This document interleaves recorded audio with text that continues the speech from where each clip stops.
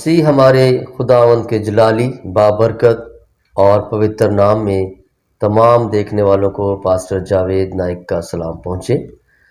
معزز ناظرین، گزشتہ روز ہم متی کی انجیل اس کے دوسرے باب کی 16ویں، 17ویں اور 18ویں آیت سے متعلق کلام مقدس میں سے رہنمائی حاصل کر رہے تھے، اور آج ہم پہنچے ہیں متی کی انجیل اس کے دوسرے باب کی 19ویں، 20ویں اور 21ویں آیت تک۔ میں بتاتا چلوں کہ انجیلی سفر کا آغاز ہم نے متی کی انجیل اس کے پہلے باب کی پہلی آیت سے شروع کیا تھا، اور ہم تمام آیات پر حوالہ جات دیکھتے آ رہے ہیں اور بائبل مقدس میں سے رہنمائی حاصل کرتے جا رہے ہیں، اور آگے بھی معزز ناظرین ہم اس سلسلے کو بڑھاتے جائیں گے اور مکاشفہ تک ہم جائیں گے، اور جتنی بھی آیات ہیں ان آیات سے متعلق حوالہ جات بھی نوٹ کریں گے اور آیات سے متعلق سیکھیں گے، اور کلام مقدس میں سے خدا نے جو ہمارے لیے رہنمائی کو رکھا ہوا ہے اس کو بھی جانیں گے اور خدا کی برکتوں کو حاصل کریں گے۔ آئیں آج میں آپ کے سامنے متی کی انجیل اس کا دوسرا باب اور اس کی 19ویں، 20ویں اور 21ویں آیت کا مطالعہ کروں گا۔ یہاں مقدسہ مریم اور یوسف کی مصر سے واپسی کا ذکر ہے۔ وہاں لکھا ہے،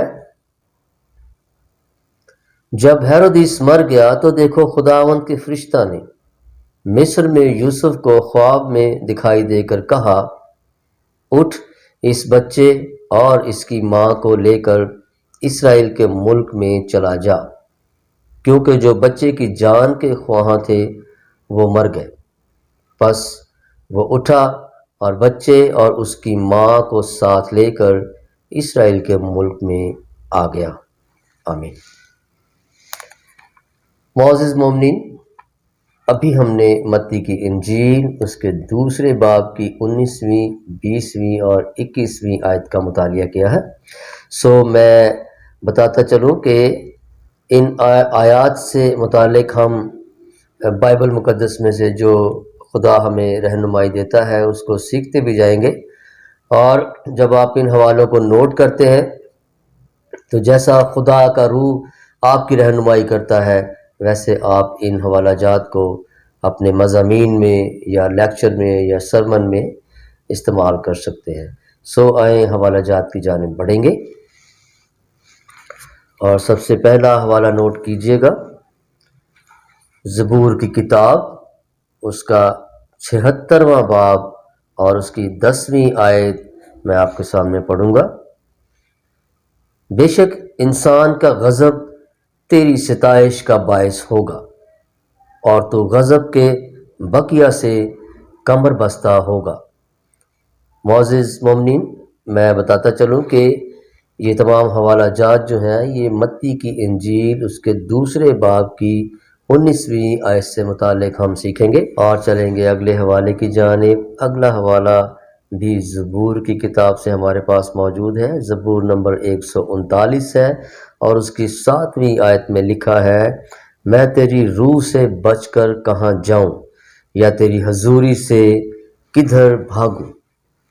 معزز ناظرین، یہ تمام حوالہ جات آپ اپنے مضمون کے حساب سے نوٹ کرتے جائیں، اور پھر خدا جو جیسے آپ کی رہنمائی کرے آپ ان کو استعمال کر سکتے ہیں۔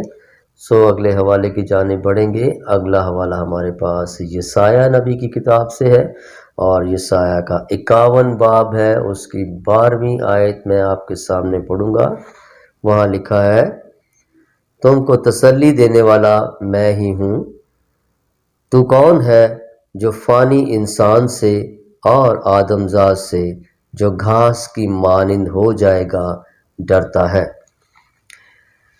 آگے چلیں گے اور آگے دیکھیں گے کہ خدا کے اپنے لوگوں سے وعدے ہیں، اور یرمیہ نبی کی کتاب میں ہم جائیں گے۔ وہاں پر یرمیہ نبی کے 30ویں باب کی 10ویں آیت کا ہم مطالعہ کریں گے، اور یہ حوالہ بھی نوٹ کر لیجئے۔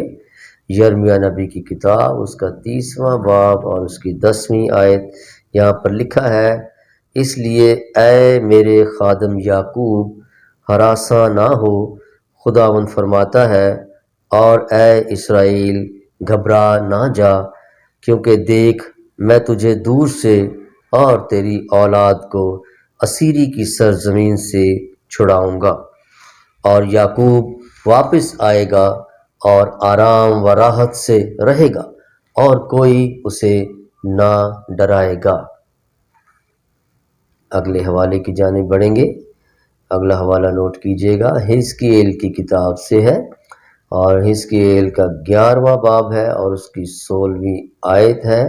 وہاں پر خدا اسیروں کے ساتھ وعدہ کرتا ہے، اور وہ ہم پڑھیں گے کہ وہاں پر کیا لکھا ہوا ہے۔ حوالہ نوٹ کر لیجیے گا، حزقییل کی کتاب، اس کا 11واں باب اور اس کی 16ویں آیت۔ یہاں لکھا ہے، اس لیے تو کہہ، خداوند خدا یوں فرماتا ہے کہ ہر چند میں نے ان کو قوموں کے درمیان ہانک دیا ہے اور غیر ملکوں میں پراگندہ کیا، لیکن میں ان کے لیے تھوڑی دیر تک ان ملکوں میں جہاں جہاں وہ گئے ہیں ایک مقدس ہوں گا۔ خداوند کا بہت خوبصورت وعدہ اپنے لوگوں کے لیے۔ حزقییل نبی کی معرفت ہم نے ابھی پڑھا، اور آگے چلیں گے حوالے کی جانب۔ اگلا حوالہ دانییل کی کتاب سے ہے، اور دانییل کی کتاب، اس کا 11واں باب اور اس کی 45ویں آیت جو ہے، اس کا ہم مطالعہ کریں گے۔ وہاں پر لکھا ہے، اور وہ شاندار مقدس پہاڑ اور سمندر کے درمیان شاہی خیمے لگائے گا، اس کا خاتمہ ہو جائے گا اور کوئی اس کا مددگار نہ ہوگا۔ دانییل نبی کی معرفت بہت خوبصورت پیشن گوئی جو ابھی ہم نے پڑھی ہے۔ سو اگلے حوالے کی جانب بڑھیں گے۔ اگلا حوالہ متی رسول کی انجیل سے ہے، اس کا پہلا باب ہے اور اس کی 20ویں آیت ہے۔ یہ بھی حوالہ نوٹ کر لیجیے گا، اور اس سے اگلا حوالہ بھی ہمارے پاس متی رسول کی انجیل سے ہے، اس کا دوسرا باب اور اس کی 12ویں اور 13ویں آیت۔ یہ دونوں آیات بھی آپ نوٹ کر لیجیے۔ اس کے بعد آئیں گے اگلا حوالہ دانییل نبی کی کتاب سے، پھر ہمارے پاس موجود ہے دانییل نبی، اس کی 8ویں باب کی 25ویں آیت۔ یہاں پر دیکھیں گے کہ جبرائیل فرشتہ دانییل کو رویا کا مطلب بتاتا ہے، اور یہاں پر بھی ہم دیکھیں گے کہ بہت خوبصورت آیات یہاں پر لکھی ہوئی ہیں، اور لکھا ہوا ہے، اور اپنی چرائی سے ایسے کام کرے گا کہ اس کی فطرت کے منصوبے اس کے ہاتھ میں خوب انجام پائیں گے، اور دل میں بڑا گھمنڈ کرے گا، اور صلح کے وقت میں بہتیروں کو ہلاک کرے گا۔ وہ بادشاہوں کے بادشاہ سے بھی مقابلہ کرنے کے لیے اٹھ کھڑا ہوگا، لیکن بے ہاتھ ہلائے ہی شکست کھائے گا۔ سو اگلے حوالے کی جانب بڑھیں گے معزز ناظرین۔ اگلا حوالہ نوٹ کیجیے گا، متی رسول کی انجیل سے ہے، اس کا دوسرا باب اور اس کی 22ویں آیت۔ اس حوالے کو بھی آپ اس میں شامل کر لیں۔ معزز ناظرین، اب تک جتنے بھی حوالے ہم نے نوٹ کیے ہیں وہ متی رسول کی انجیل اس کے دوسرے باب کی 19ویں آیت سے متعلق تھے، اور اب ہم دیکھیں گے متی کی انجیل اس کے دوسرے باب کی 20ویں آیت سے متعلق حوالہ جات پر غور کریں گے اور ان کو نوٹ کریں گے۔ اور سب سے پہلا حوالہ نوٹ کیجئے خروج کی کتاب، اس کا 4تھا باب اور اس کی 19ویں آیت۔ اس کے بعد اگلے حوالے کی جانب بڑھیں گے اور پہلے سلاطین کی کتاب میں جائیں گے، وہاں 11واں باب اور اس کی 21ویں آیت کو میں آپ کے سامنے پڑھنا چاہتا ہوں۔ وہاں لکھا ہے، سو جب ہدد نے مصر میں سنا کہ داؤد اپنے باپ دادا کے ساتھ سو گیا اور لشکر کا سردار یوآب بھی مر گیا ہے، تو ہدد نے فرعون سے کہا، مجھے رخصت کر دے تاکہ میں اپنے ملک کو چلا جاؤں۔ سو معزز ناظرین، یہ وہی ہدد ہے جو ادوم کی شاہی نسل سے تھا اور جسے خدا نے سلیمان کا مخالف بنا کر کھڑا کیا تھا۔ اگلے حوالے کی جانب بڑھیں گے۔ اگلا حوالہ بھی پہلے سلاطین سے ہے، اس کا 11واں باب اور اس کی 40ویں آیت۔ یہاں پر ہم دیکھتے ہیں یربعام سورما کا ذکر ہے اور اس کے ساتھ خدا کا وعدہ ہے۔ وہاں لکھا ہے، اسی لیے سلیمان یربعام کے قتل کے درپے ہوا، پر یربعام اٹھ کر مصر کو شاہ مصر سیساک کے پاس بھاگ گیا اور سلیمان کی وفات تک مصر میں رہا۔ معزز ناظرین، یربعام سلیمان کا ملازم تھا اور خدا نے اس سے کہا تھا کہ میں سلیمان کی جو سلطنت ہے وہ چھین لوں گا، اور خدا نے یربعام کو 10 قبیلے دینے کا وعدہ کیا۔ آئیں اگلے حوالے کی جانب بڑھیں گے۔ اگلا حوالہ متی رسول کی انجیل سے ہے، نوٹ کر لیجئے گا۔ متی رسول کی انجیل اس کا 2 باب ہے اور اس کی 13ویں آیت، یہ حوالہ بھی اس میں شامل کیجئے گا۔ اور پھر اگلے حوالے میں دیکھیں گے، اگلا حوالہ امثال کی کتاب سے ہے، امثال 3 باب، اس کی 5ویں اور 6ٹھی آیت میں آپ کے سامنے پڑھنا چاہتا ہوں۔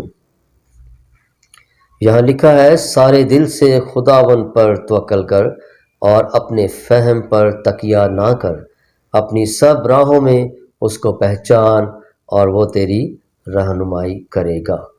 معزز ناظرین، یہ ایک عام انسان کے لیے ایک بہت بڑی حکمت کی بات ہے کہ وہ اپنی تمام راہوں میں اپنے خدا کو پہچانے اور اپنی عقل پر تکیہ نہ کرے، بلکہ خداوند پر سارے دل سے توکل کرے۔